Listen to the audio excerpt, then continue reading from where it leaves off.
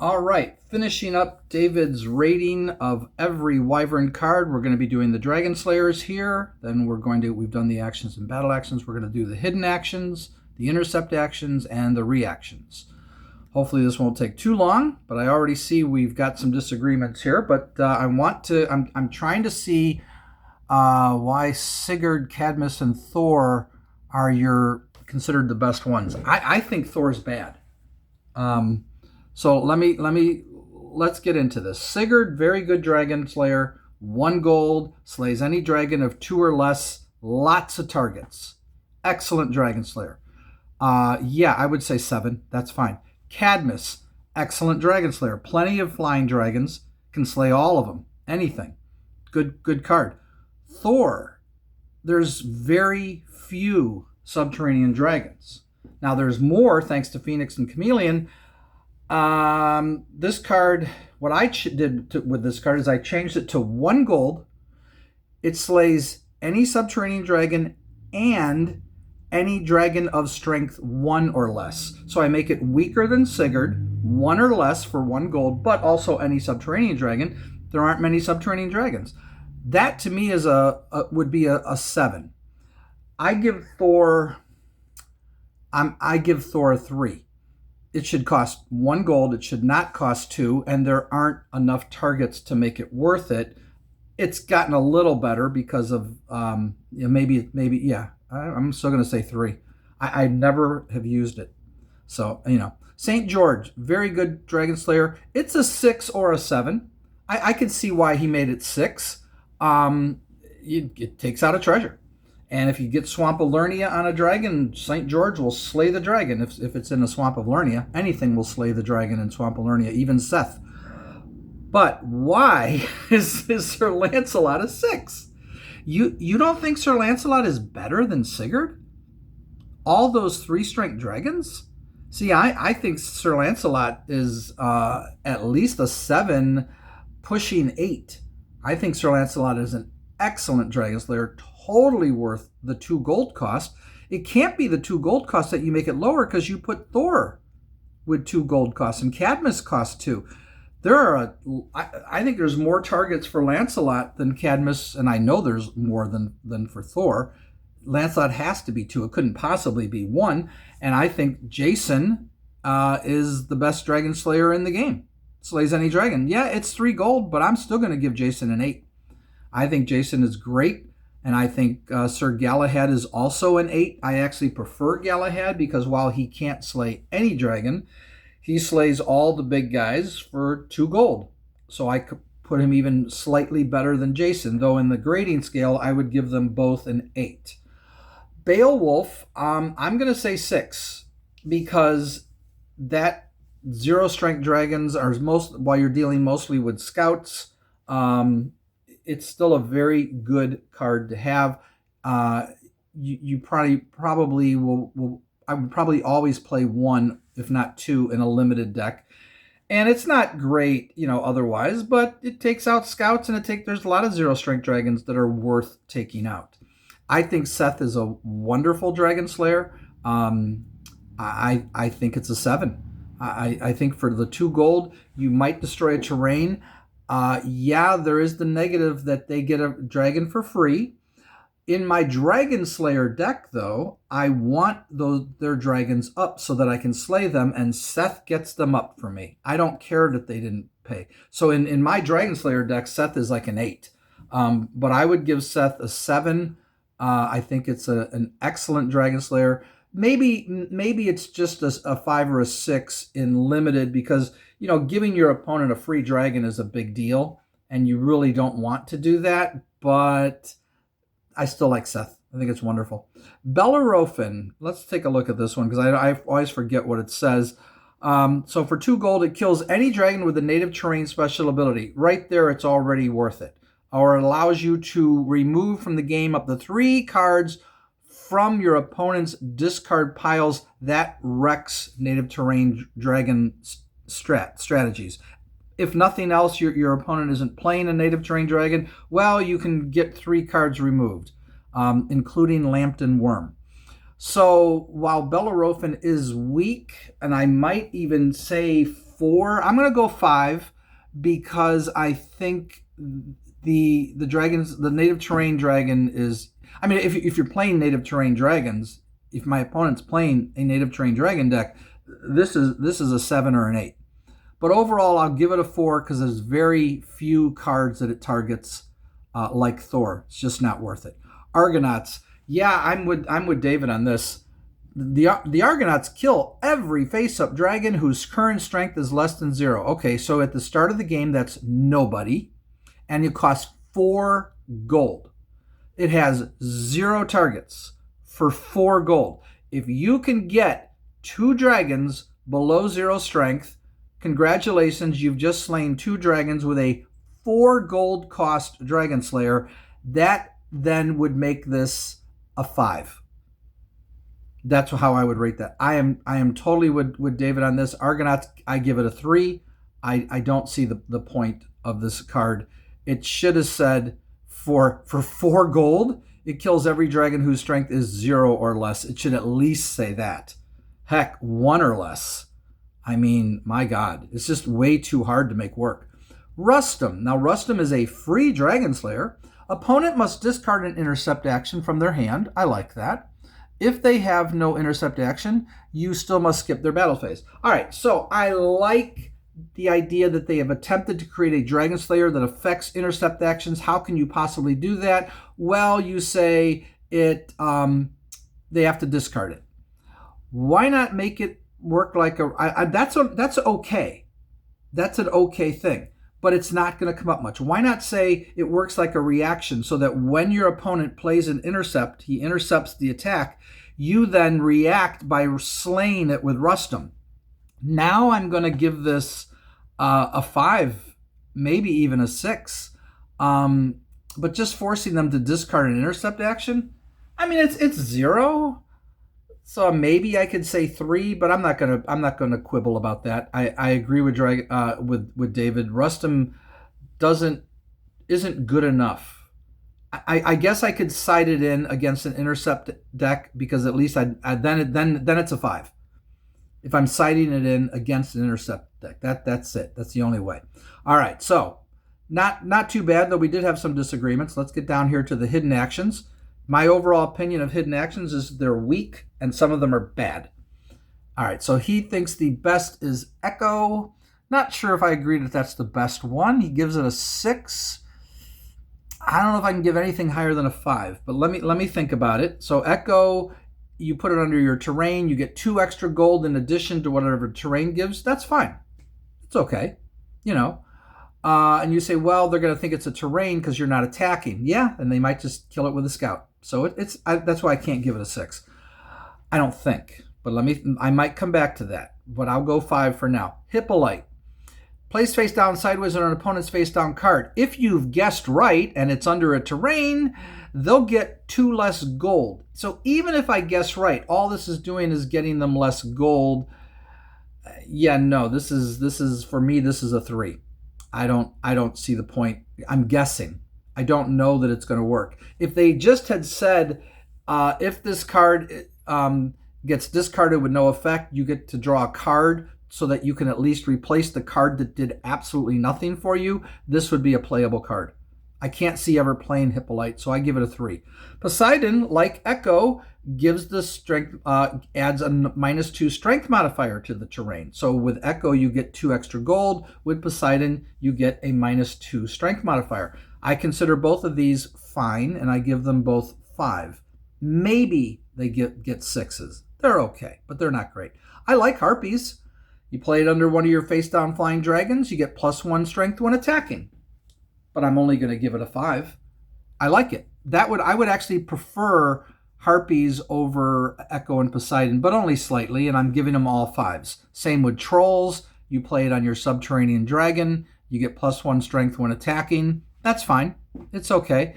Tortoise, place face down under one of your face down dragons, +1 when defending. I'm still going to give it a 5 because the opponent might think it's a terrain because you're not attacking, and they'll attack with a scout and you'll be fine. You'll get a +1 when defending. But even if they don't attack with a scout and they attack with a dragon, you're still getting +1 when defending, which is decent. So I give it a 5. All right, elephants. Place face down sideways under an opponent's face down card. So I'm guessing, so I'm already going down to a 3. If it's under a dragon, the dragon loses 1 strength. Right, but if it's under a terrain, nothing happens. It's a 3 for me. Achilles, face down sideways, an opponent's face down card. If it's under a dragon, the dragon loses 1 strength when defending. Right, it's a 3. These are bad hidden actions. They need an adjustment, and my adjustment is if these things don't work, if you guessed wrong, and once the card is discarded, you draw a card. And that's how I fix all of these guessing hidden actions where you don't really know. You might know. There might be a way to figure out what you're turning it under, like the card had been turned up already. So sure, then it works. But when that happens, then it's a 5. Aggravate, same thing.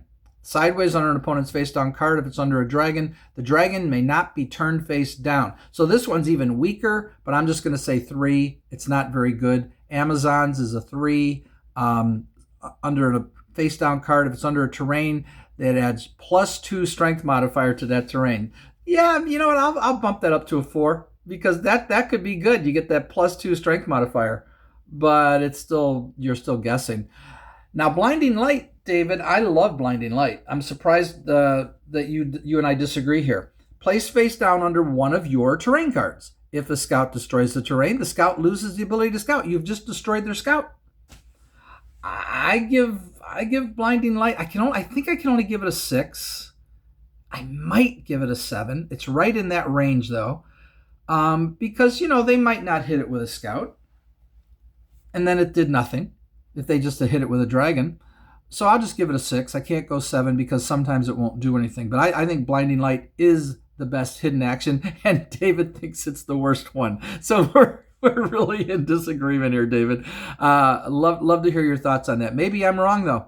Am I wrong about these other ones? I mean, you give most of them 4s, so I don't think I'm wrong. All right, intercept actions. Which one is the best? Intercept actions they appear overpowered. You get a 2 strength ape for 0. All of these count as dragons in the row. So when you intercept with an ape, it's a dragon in the row. It's strength 2 for 0. Epicus is strength 3 for 1. Seahorse is strength 4 for 2. So you're getting a 4 for 2. You're getting what seems like a really, really good card. The problem is the card will go away. Win or lose the battle, the interceptor leaves. So it's a one-shot use. So it has to be more. It has to be above average. Lynx is a 5 strength for 3, and Phoenix is a 6 strength for 4. How do I rate these? And Firefly is a redirect. You can redirect attacking dragon to any card which the dragon can legally attack in your battlefield. All right, now he gives Ape a 7. I think the best one is Epicus or Seahorse. And I'm going to give those both 7. Maybe Seahorse is a 6. Epicus, 3 for 1. That extra 1 point can make a difference. You're only paying 1 gold. I think that is the best one. And then I'm going to go Seahorse at 6. Ape is fine. But it's just a 2. It's kind of weak. I think I'd probably still give it a 6, because it's good against scouts. They attack with their scout. They're going to destroy your terrain. You intercept with the ape for free. Now they got to take on a 2-strength dragon, but a 2-strength dragon's easier to beat than a 3-strength dragon. But then again, no, because ape utilizes cricket, minotaur, and celestial charger. So maybe that's why David ranks ape number 1, because you can play cricket, minotaur, and celestial charger, which pumps up the little 2-strength dragon, because that's what he is. Counts as a dragon in the attacked row. I don't know if you can see that over there. Let me tip that so you can see it. Ape counts as a dragon in the attacked row. All of them do that. All right. So, yeah, I think David is right. I think ape probably is the best because of those strength modifiers. So I will change my opinion. Ape, I'm going to give 7. Epicus and Seahorse 6. Are we just going to agree here on everything? Firefly is expensive, but they're redirecting the attacking dragon. They've already committed an attack, and you can just switch it to anywhere you want. Yeah, yeah, I can't argue with that. That's a 6. I'm gonna give Lynx a 6. It is 3 gold, but it's a 5 strength interceptor, and that's good. I am gonna give Phoenix just a 5, because it costs 4 gold. I mean, yeah, it's a 6 strength dragon, so it's still, okay. Uh, you know what I'm gonna give? You know what, David? I'm just gonna agree with you completely. Lynx and Phoenix are 5. They're fine. You can play them, but they're nothing great. Seahorse and Epicus are better because the 4 strength for 2, the 3 strength for 1, they're above average. And Ape is the best because of I never even thought about that with Ape, but I just realized being able to play Cricket and Minotaur, just those two, makes Ape very hard to deal with. So yeah, we're going to be completely in agreement on Intercept. How about that? That feels good. All right, Magnetic Field, 10, absolutely. The one that costs 2 gold, 9. Well, I'm going to say 10 because it's the best card in the game, in my opinion. Calypso, 9. Now remember, he did rate this super high. This was one of his highest rated cards. I've never even considered this card. Action, reaction, or Dragon Slayer action is countered unless owner pays 2 gold to the gold mine. So what he said to me was, so basically this is reaction, you lose 2 gold. Because if I counter your thing for free, that's phenomenal. Action, reaction, or Dragon Slayer action.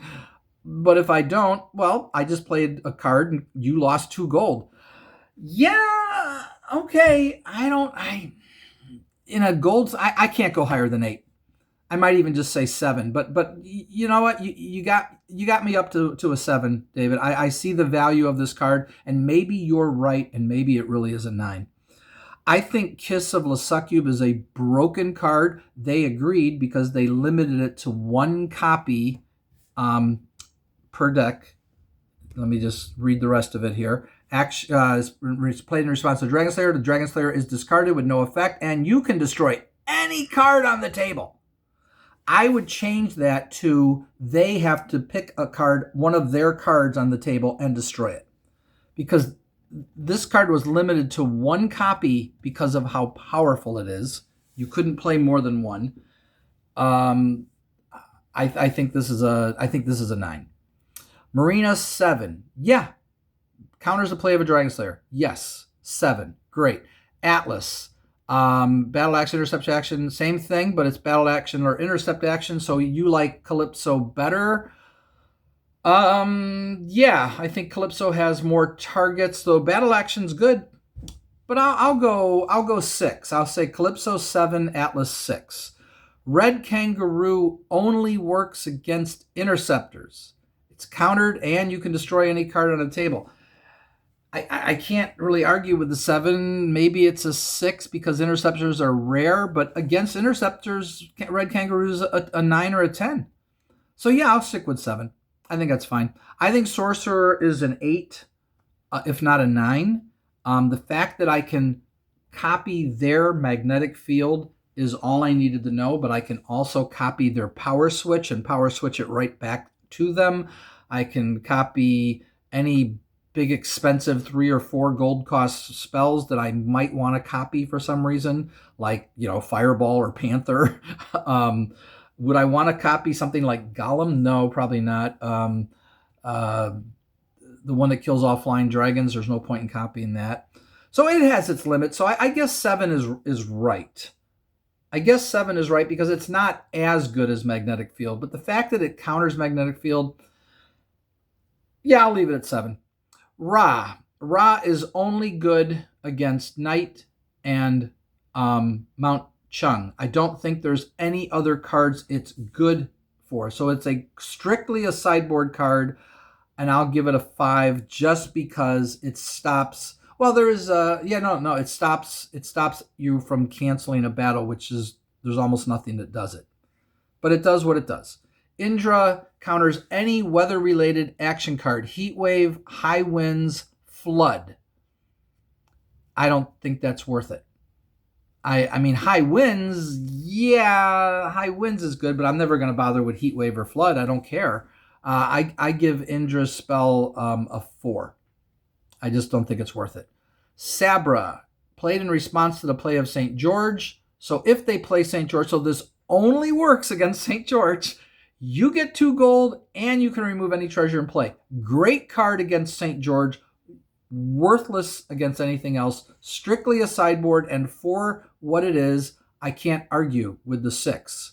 But you only bring it in when your opponent is playing St. George. So it's one of those very restricted cards, and I don't know why they didn't add something to it to make it a more playable card. Ajax counters the play of any intercept action. Sure, against an intercept deck, bring in Ajax, of course. Then it's great. So yeah, I won't argue. I can't. But it's just so limited in what it does. Puck, I like. I think 6 is correct. You try to destroy one of my treasures, you can't. You try to pick a treasure, Puck stops it. 6, absolutely. Armor? Armor is a 5, huh? See, in limited, armor is like an 8. So I'm going to give armor a 6. I think it's above average. I think it's a really good card to play. Play it in limited all the time. In constructed, it's not as important because unless your opponent's playing strength modifiers, it's useless. Same with steel strength. Steel strength is a 7. No, it's a 9 in limited. Steel strength will devastate your opponent. But overall, I'll just give it a 6.